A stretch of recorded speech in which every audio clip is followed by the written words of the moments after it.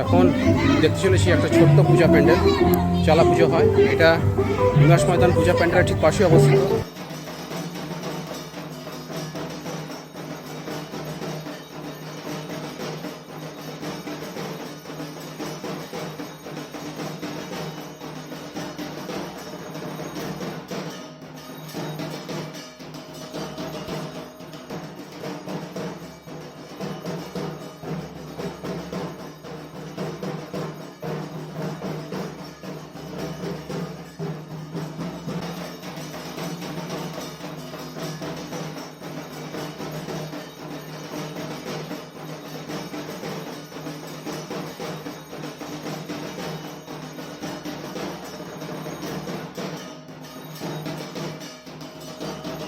আমি আমার চ্যানেলে ছোটো বড়ো সমস্ত পূজা প্যান্ডেলের ভিডিও দেখিয়ে থাকি।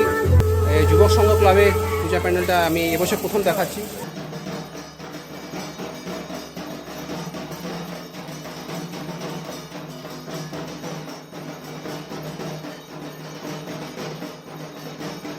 এই মুহূর্তে আমি এখন দাঁড়িয়ে আছি শালবাগান পূজা প্যান্ডেলের সামনে। এবছরও একটা ছোট্ট উপর চালা পুজো করা হয়েছে। এখানে কোনো বছরই কিন্তু জাঁকজমকপূর্ণ পুজো দেখতে পাই না, পুজো প্যান্ডেল হয় না, ছোটো মাত্র পুজো প্যান্ডেল হয়। এবার আমি যেহেতু আমার বর্ধমান শহরে ছোটো বড়ো সমস্ত পূজা প্যান্ডেলের ভিডিও করার পরিকল্পনা নিয়ে বেরিয়েছি, তাই আমি কোনো পূজা প্যান্ডেলকে বাদ দিচ্ছি না। আর বর্ধমান শহরে ছোটো ছোটো যে পূজা প্যান্ডেলগুলো আছে সেগুলোর উপর একটা এপিসোড বানাই। সেই এপিসোডে কিন্তু এই ছোটো ছোটো পূজা প্যান্ডেলগুলো আমি তুলে ধরি। এই পূজা প্যান্ডেলটাও থাকবে আমাদের বর্ধমান শহরে যতগুলো ছোটো ছোটো পূজা প্যান্ডেল হবে সব কটা মিলিয়ে আমি একটা ছোটো এপিসোড বানাবো। তো সেই এপিসোডে এই পূজা প্যান্ডেলটা থাকবে। আর যারা তোমরা বর্ধমান শহরে সমগ্র পূজা পরিক্রমা ডিটেলসে ঘরে বসে দেখতে চাইছো, তারা অবশ্যই কেডি লাইভ স্ট্রিমিং চ্যানেলকে সঙ্গে রাখো। কারণ সমগ্র বর্ধমান শহরের পুজো পরিক্রমা প্রত্যেকটা পূজা প্যান্ডেলের ভিডিও একমাত্র কেডি লাইভ স্ট্রিমিং চ্যানেলে তোমাদের সামনে তুলে ধরবে।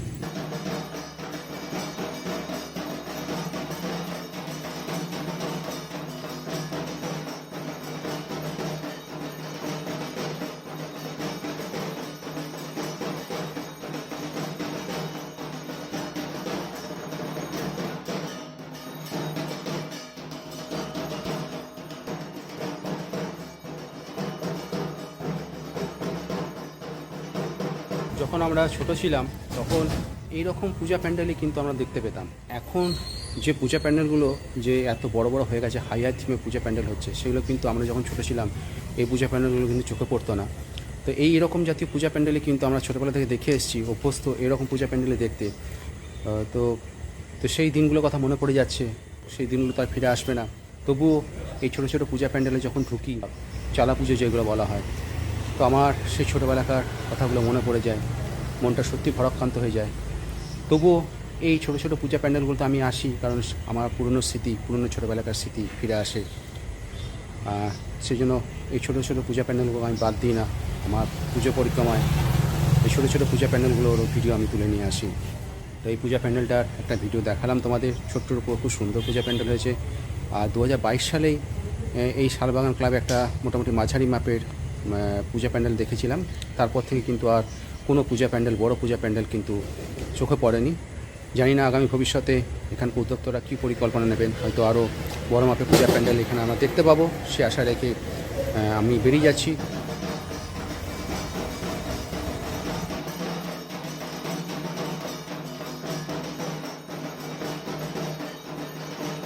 এই ক্লাবটার নাম হচ্ছে তরুণ সংঘ ক্লাব। এটা আমি গত বছর থেকে এর ভিডিও করা শুরু করেছি, আগে করতাম না। আর গত বছর থেকে মনে হয় এই পূজা প্যান্ডেলটা তো দেখানো হচ্ছে। তো এটাও একটা ছোট্ট পূজা প্যান্ডেল। শালবাগান যে পূজা প্যান্ডেলটা আছে, শালবাগান পূজা প্যান্ডেলের ঠিক একদম পাশে অবস্থিত।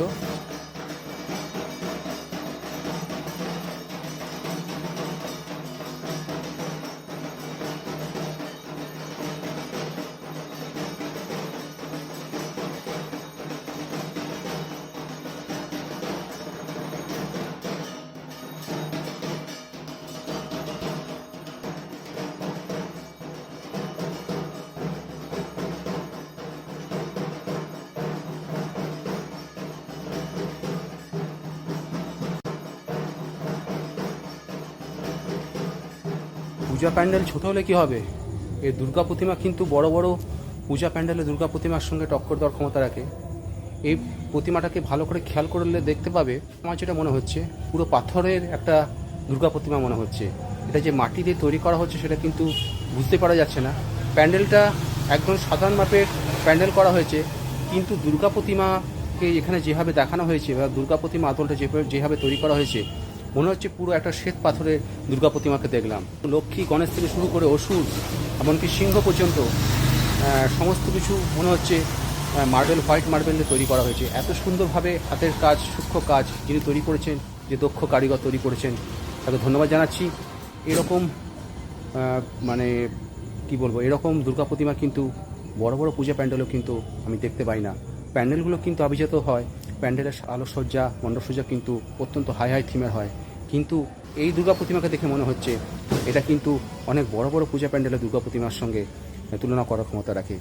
তো এই দুর্গা প্রতিমার ভিডিওটা আমি করলাম, খুব ভালোভাবে লক্ষ্য করলে দেখবে এই দুর্গা প্রতিমাটা কিন্তু পুরো একটা পাথরের দুর্গা প্রতিমা মনে হচ্ছে। তো এখন আমি আছি তরুণ সংঘ ক্লাবে একটা পূজা প্যান্ডেলে, ছোট্ট পূজা প্যান্ডেল, কিন্তু দুর্গা প্রতিমা অসাধারণ করা হয়েছে 2025 সালে। আমার ছোট ছোট দুর্গাপুজো প্যান্ডেলের যে এপিসোডটা থাকবে, সেই এপিসোডে কিন্তু এই তরুণ সংঘ ক্লাবের পূজা মণ্ডপটা আমি রাখবো।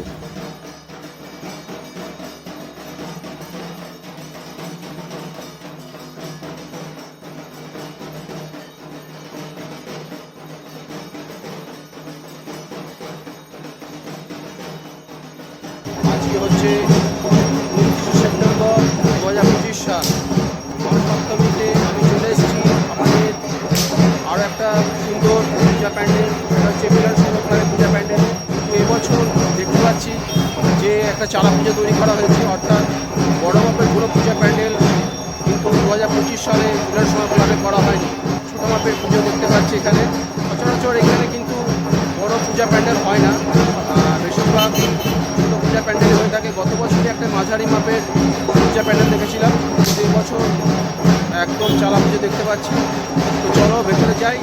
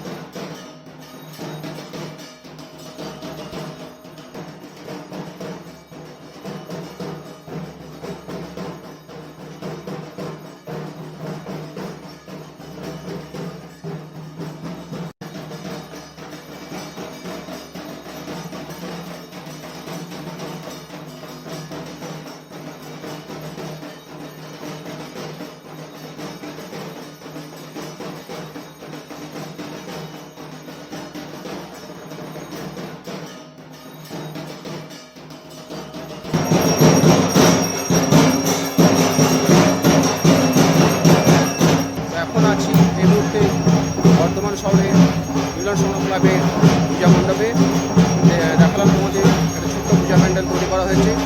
আশা করছি পরের বছর একটা খুব সুন্দর বড় পূজা প্যান্ডেল আমরা দেখতে পাবো এই মিলন সংঘ ক্লাবে। তো সেই আশা নিয়ে ভিডিওটা এখানে শেষ করছি, যাচ্ছি আমার পরবর্তী পূজা প্যান্ডেলে। চলে এসেছি আরও একটা খুব সুন্দর পূজা প্যান্ডেলের সামনে, আর এটা হচ্ছে অফিসার্স কলোনির পূজা প্যান্ডেল।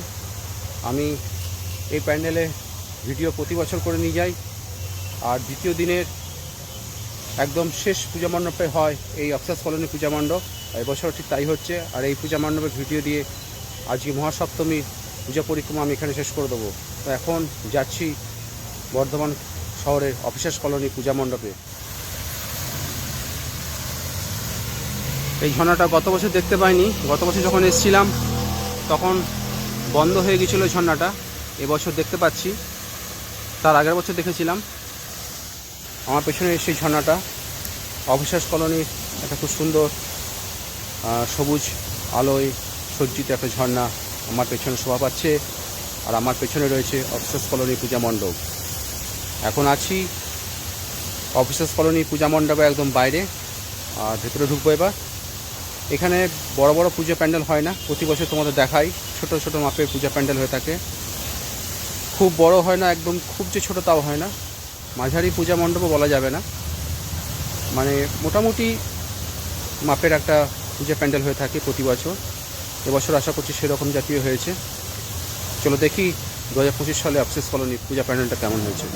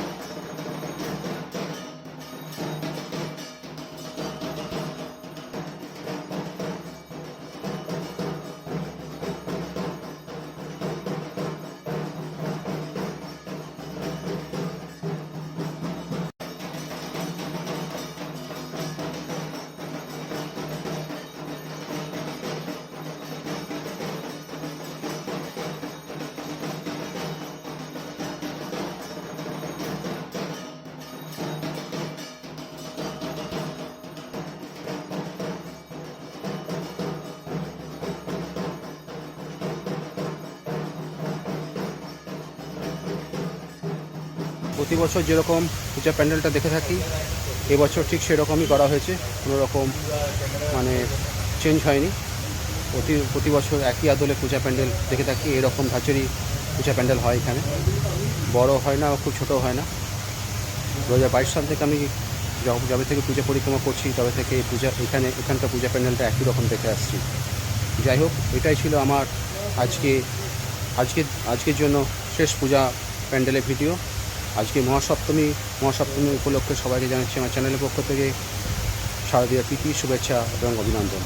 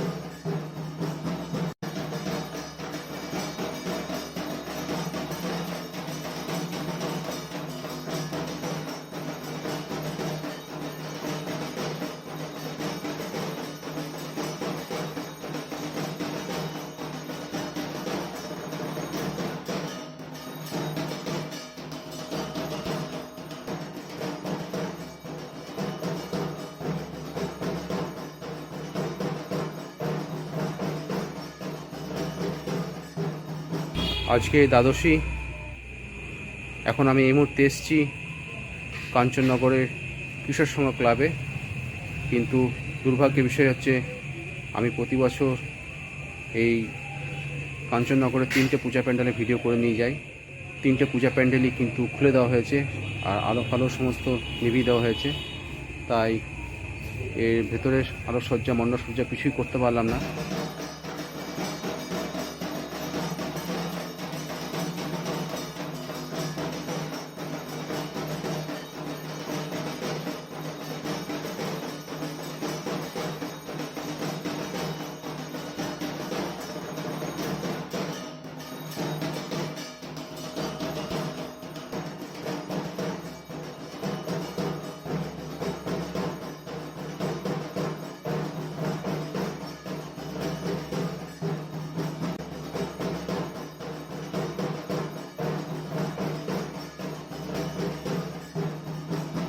আমি আমার দুর্গাপূজা পরিক্রমা 2025 সালে এখানে সমাপ্ত করে দিলাম। আবার পরের বছর আমি তাড়াতাড়ি পূজা পরিক্রমা শুরু করব ঠিক করেছি, যাতে আমি বর্ধমান শহরের প্রত্যেকটা পূজা প্যান্ডেলের ভিডিও আমি তুলে আনতে পারি। সেই পরিকল্পনা নিয়ে আমি 2026 সালে আবার দুর্গাপূজা পরিক্রমা শুরু করব। Thank you. नहीं देखा कभी पहले